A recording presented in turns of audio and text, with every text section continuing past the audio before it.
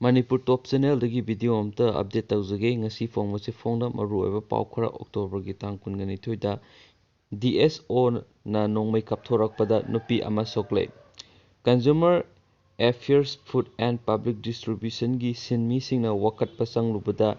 FCI General Office ki Deputy General Manager na nongmei kapthorakpada nupi ama sokle hairi Thaudok adu ngasi nungthil pung 3 rom tabada All Assembly Complex da leiba Food Corporation of India gi Regional Office ta thokibani Thaudok adu da leibak nongmeina khetpadagi sokhi hairibi nupi adugi maming hizam kabita sai kuntra apokpa niren kawi samusang lairembi lekaidagi ni hairi kabita na phongdorakpada mahak masama CAFNPD gi Labor Family Committee gi advisor oina leibani FCI Labor Welfare Association State asigi mafam kayada FCI gi thabak sujariba labor singi demand laingak na tabi dabadagi tangai fadana imung manunggi miyoi singna ngasi waka cherol pisinba lakpani